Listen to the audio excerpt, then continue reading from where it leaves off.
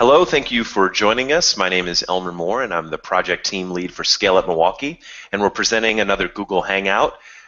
This week, our guests include a Scalerator faculty member and one of our Scalerator participants, and I'm going to have them introduce themselves. Kevin, why don't you go first? Excellent. Well, thanks for hosting, Elmer.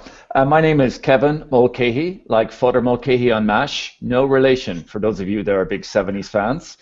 And I teach entrepreneurship on the MBA program at Babson College on the outskirts of Boston, and on the executive education session, and also travel the world to different Scalerator, scale-up, startup programs like yourselves to help you guys get to the fundamentals of the challenges in growing your business, because we're all about growth, growth, growth. Chip, why don't you go next? My name is Chip Doering. I went to Babson College, and I'm currently the president of Doering Fleet Management in Milwaukee, Wisconsin, a business we started 26 years ago. In those 26 years, we've grown every year except one where we were flat in, I believe, 2010. Our growth is accelerating. We run what we consider a service business. Some people might consider it a financial business or an automobile business, but from our perspective, it's a service business. Fantastic. Adam? To round out the tripod, my name is Adam Berger. I'm the vice president of Doering Leasing and one of the partners. I've been at Doering for 13 years, and many of those years were serious growth years. For us, relocation years, doubling and tripling of staff. So we've had a good run the last several years.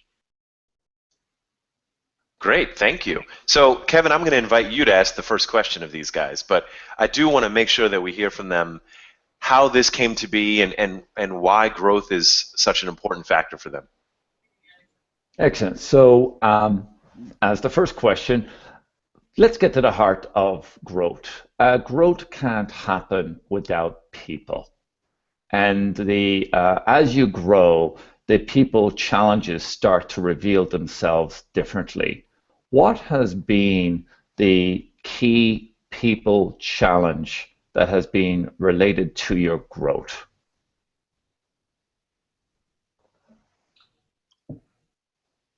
I would argue, I'll take that one first. I would argue we have a couple. There's two layers of problems, if you'd like to call them that. The first is we're taking people who were built for a smaller company at a smaller level, and we're trying to scale them all up and push more throughput through each person, and some are enthusiastic about that and some are not. So we're adding new staff and layering people into the system to allow for that growth in the future.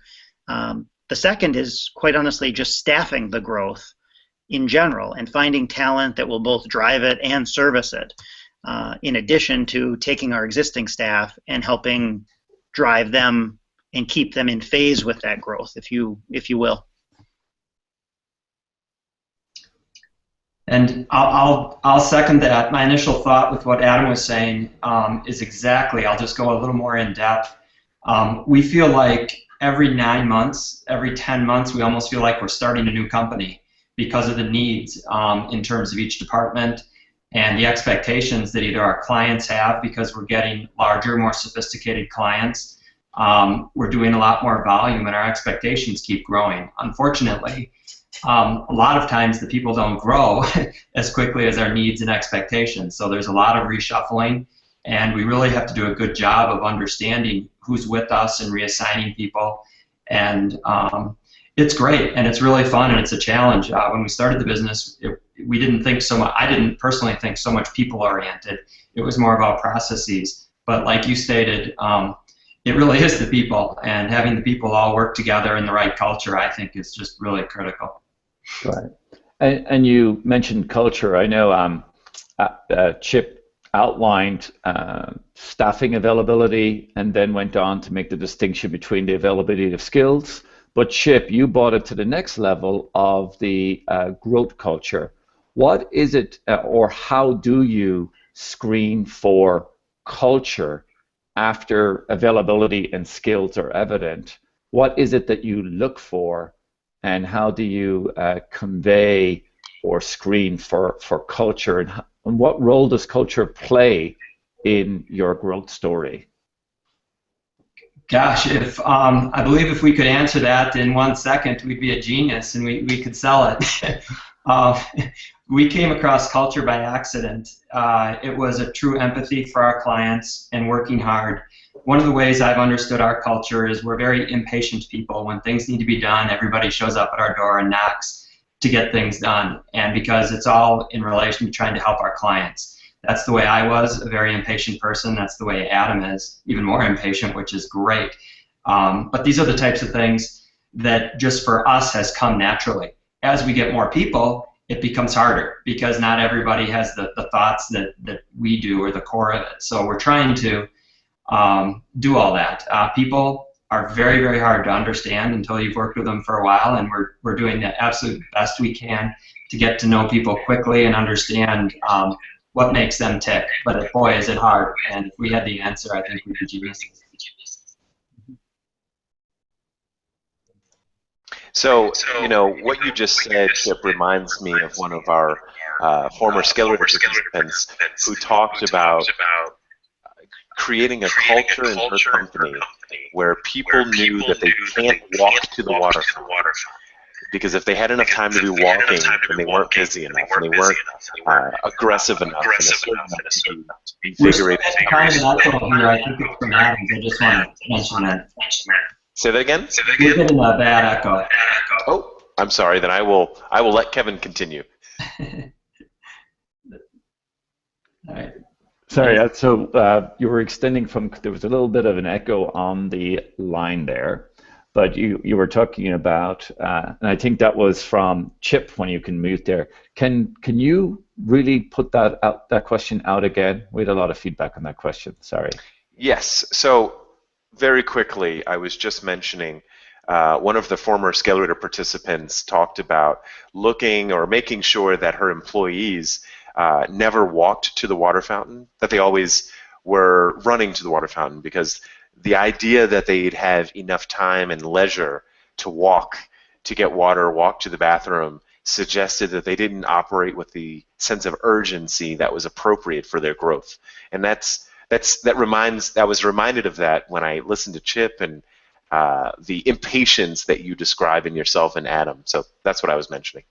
Great. And this is one of the big challenges for any growth company, is to get to what are those 3 or 4 values that define how the company wants to grow, right? And it was mentioned there that you can come across those accidentally, or you can think about them explicitly. And if one of those values is we move with haste, then you have to hire for people that have a drive and a sense of haste and understand that when they come on board. And you know, this is not a role for people who need to think today, decide tomorrow, and to lead with that culture and emphasize that culture. And I'll say also even program for that culture. Other companies may have a culture of, look, we move, we evaluate, and we check and double check, ready, aim, fire. And that's a very different culture. And that's a culture that says, look, we don't have, we're high resource investment, and we can't waste when we fire, so we're going to take extra care. So I think the onus here is, number one, to be able to actually, and can you actually define what the 3 cultural values or driving values of your firm are, and what is the priority order of those? And are you actually acting consistently and hiring consistently and motivating and compensating people consistently for reflecting those values and those cultures in how you operate your firm? And they're generally quite different across firms. Even though 2 firms may be in exactly the same business, they're often driven by the driving personality and preferences and just of the leader. So if both of you guys want to react to that. What do you think are your three driving values? And essentially, where did they come from and why do they matter? Would be the essence of, there's a lot of paths to growth, but fundamentally, that's the road that which the leader has to steer. So what say you guys? I'll let Adam take that first. Yeah, to lead that off, I want to take one quick step back, Kevin, and simply say it appears to me through the years of growth and the periods of accelerated growth and decelerated growth we've had that growing a culture is a stair step. There are periods of very steep growth where it has felt very much like culture was important, but we couldn't give it much attention. We were worrying about competence and throughput and just raw skills. Now we are trying to focus more on culture as we scale and as personalities and teams and independence and processes and procedures have become more formal and more explicit. And we're really trying to double down in that regard again, but it appears to me there's a sine wave where you ebb and flow from the focus on values and and then you flow to the value of just sheer competence, keeping up and delivering the value that we actually provide to our clients in addition to our internal values.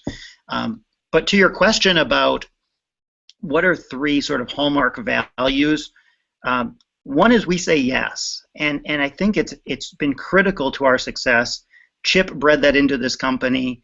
It's everybody understands we say yes to our clients, and they call. It may be 5 o'clock on a Friday afternoon. We say yes. Whatever it is, we hire people, and we're looking for people that have that positive attitude. They can handle what may be called a high maintenance customer, but that customer may not be. They just may have unique needs that are really important to them. Maybe their reporting needs, maybe their financial needs, maybe their cash flow or communication needs. Whatever their needs are, we're empathetic, to echo Chip's thought.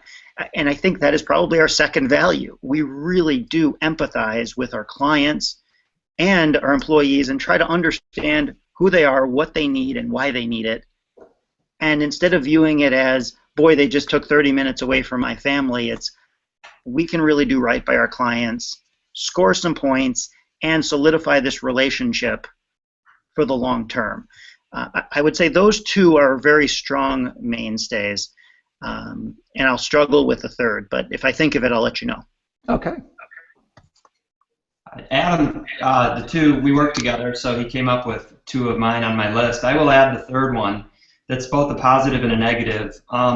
What I believe, and what I've learned about myself and a company, is when you're faced with a decision and you have one, two, or three choices, I feel like every choice, and I've had this on my mind for the last couple months, every choice we make, we're going to succeed. I mean, I think almost whatever choice a banker gives me or what somebody else gives me, I feel like we can dive in and make it work. What we're trying to do as we grow and scale up now is take these one or two or three or four choices or whatever they are in whatever situation, whether it's personnel, financial, or marketing or anything. And I think what we're trying to do is make the right choice now. And I think what we used to do is rush into something, make the right decision, what seemed right, say yes, solve it. But that didn't work very well for systems and scaling up because we have so many different systems like custom billing for different clients. We just say yes and do it. Now we end up with all different kinds of billing that goes out at the end of every month. So those types of things incorporate everything Adam said and that I said. We say yes, we have empathy, and we know whatever we do will be right. But now we're actually trying to put all this together and create something so we can scale up and do this, multiply it by 5, 10, or 15 in the next few years. Great. And I really Kevin, like... There's a thought, both Chip and I were educated in this. I'm sure you've heard it in the halls all the time if you don't preach it yourself, but we have that thought that our clients have a better use of their time. And I think it falls under the heading of empathy, but that concept of opportunity cost. What value do we add to give them the free time to do something that is incrementally more valuable, more important, for whatever reason is? Maybe it's their free time, maybe it's their business time, whatever it is, their time is valuable. We respect that and try to add value. we're strong on that. There's a good book called Positively Outrageous Service that we literally give to our recent staff as they come on board and say, please read this. And the book says, wow people. Don't just satisfy them. We're so accustomed to being content as American buyers in our business and personal lives. It just says wow people, and you'll solidify those relationships. They'll stay sticky for decades, not months, and they'll be loyal relationships, not just relationships of convenience. Right. Well, I think we've gotten at the essence of one of the secret ingredients, and I'll say it's not so secret because we're after exposing it here on this hangout, is culture really matters to growth. And I really liked how you described it as stair step, that there's times for just gung-ho, but there's also times for stepping back and making sure that you have rationalized and get everybody digested on where you all are together. Because when everybody is on the same page and is rowing in the same direction, so to speak, then that really is the rocket fuel for growth. And culture has to be paid attention to and actually has to be programmed, meaning there are sometimes events that you do, not just to get everybody together for the picnic, but to look at one of your 2 or 3 top values and go, when we do have some downtime, when we are programming some events for our employees, how can we make sure that those events reflect our culture? There's always an opportunity to state the message of culture, to walk the talk on culture, talk the talk on culture, and then I'll leave people with this final thought as we may be on a time schedule here. Culture often is a function of what the behaviors that you aspire to, the behaviors that you role model and exhibit, but most importantly, it's a function of the worst behaviors that you tolerate in your organizations and what the organization does when people aren't living up to that culture. And really, your culture is the function of, frankly, the worst behavior you tolerate as much as the best behaviors that you aspire people to. So if we have time, we can talk about that bottom parameter of how do you keep the bottom net up, the safety net up on culture, and frankly, what are some of the most difficult decisions where you have to basically address the fact that somebody isn't fitting the culture? I'll let Adam go again. We struggle with this issue, and we have over the years, and we're inherently loving, loyal people with families and hearts and empathy for our clients and our employees and everybody in this world. We struggle with it as we're evolving and some people aren't evolving, I guess is the best way I can phrase it. And it's been a struggle. Effectively, the way it has played out, and I think it has played out in a good way, in a healthy way, is we bust at the seams. We bust at the seams in our office space, and we grow our office space. We bust at the seams in the pressure and the workload we put on somebody. Then we have the means, the justification, and the profitability to bring in a new administrative person. We've worked with it in that regard. And in some cases, there have been some people who have been replaced because they didn't meet the needs of the job as it was redefined and as the job evolved. I think that's important. There's a really sweet balance, I think, between high expectations and loyalty to your employees who have put in time and making sure that everybody is pulling their weight, adding value, and contributing to the bottom line. Because to your point, Kevin, there is a weakest link theory, and people see that and they perceive it, and it can and does drain energy from that culture internally if you allow it to foster. Yeah, and I think one of the ways that you can reflect culture is if folks can't keep up with growth, it doesn't mean that it's unkind to graduate them on. But I heard recently from IBM who is dealing with a cultural transformation and a cultural pivot. And what they have basically done is the folks that they have regarded as no longer able to keep up with the growth trajectory of the firm or the new pivot of the firm, either by their own realization or by the company's realization, they've created a special job database, and they have opened up those people to the IBM ecosystem and are doing their best to make sure that folks who can't, that for whom the continued growth culture of the company is no longer appropriate, are well placed and frankly well taken care of elsewhere and aren't just cut out in a mercenary way. So I'm just wondering if have you guys thought about, for the folks that can't keep up, what is it that you have done to, I'll call it, be kind and to not be mercenary and to do no harm, and that's how have you emphasized that part of your culture? Yeah, that's easy to answer. We're not IBM, and we could theoretically, one of our original cultures is we also have empathy for the people we work with, just as we do with our clients. It's always been our culture. So as you grow past a person or a position, you know, that empathy that we have for our clients, we also have for our people, and we don't and haven't in the past turned over a lot of people, so it's extremely difficult. To answer your question, is we've held them on too long, and as much as we'd like to hold on 15 people, it wouldn't be a good business decision. So we're starting, as we're trying to grow faster, start to make some of the harder choices, but we have not done it well, and we've ended up with, you know, it slows us down, and we're trying to fix that. Correct. Almost every day, every year, we're trying to fix that. I think that it was a trick question to try to get you to misstep, but you totally stepped up to that, and you really brought it back to the core value of empathy, and that really is great to hear you say that, because when a company has a value, it's not just for customers. The value has to pervade in all things that you do. It's how you treat customers, and it's how you treat employees. So tremendous kudos to you for just recognizing that. And just as a general comment to all that are listening, I have never heard anyone in all my years of dealing with scale-ups say that no, we let people go at just the right rate or too early. 99 out of 100 leaders of growth companies always come to the realization that we should have taken action earlier.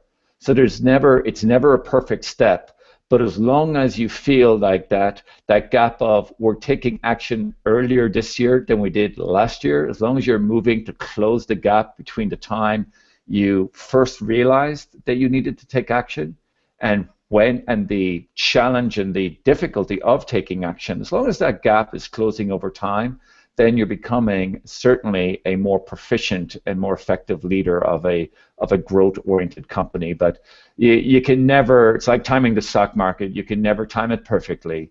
You just need to reduce that time of instinct to action. And that's one of the hardest personal growth elements of any leader at the helm of a fast-growing company. Yep, that's in every part of life too, not just particularly one employee in one position. You can reflect that with any other decision you make in life. So it's a good one to live by. Right. So, and I think that's just going back to when you're helm of a growth company, it's just making sure that you take a little time to have a little reflection time, because the frenzy, as the stair step approach, in that frenzy. Wondering if you guys, where is it that you guys take a little downtime to have that quiet moment of reflection to recalibrate yourselves for that next stair step of your own growth trajectory? And I'll let Adam do it. Gosh, it's very hard, but Adam can answer. I think it's done in so many traditional ways. We're in an auto industry. Sometimes it's just that 20-minute drive to home or downtown or to a meeting that is a good time to turn the radio up and just clear your mind and have some fun. I think the better times are the times, whether it's a golf course or whatever hobby or avocation we have. Mine happens to be being out on a boat. whatever it is that clears your mind, your heart rate sinks, and in many cases it's vacation. Chip and I are both terrible at taking protracted vacations. We take couple-day vacations because we want to get back to work. But those times away give good perspective, for sure, and you come back with a new priority because you've removed yourself from the forest and you can see the trees from a reasonable perspective. Those are the best times, I would say, is when you can really get away for half a day to 5 days and just back away from it, disconnect, put the phone down, generally speaking, and enjoy the fruits of the hard work and think about what your real big priorities are. Yeah, I think that's a great message for all listeners is growth is like it's almost like the trajectory of drawing an arrow on a bow. Sometimes you have to pull back a little bit and just aim and pause and stop, and then to let go again and hit the target. And just it's a great final reminder on this call here to just whatever frenzied stage of growth that you're in, you've got to find the discipline to take a little time to pause. And I really love your analogy of clear the mind, still the mind, and just refocus. And that pausing is as much a critical ingredient of growth as the energy and the frenzy to actually keep moving forward. So that's a great final point there, Chip. Great. Well, thank you so much, everyone, for tuning in today. Unfortunately, we had a few technical difficulties on mine and Elmer's end, but thank you so much for joining us, and we hope that you had as much fun talking about this as we have. We have.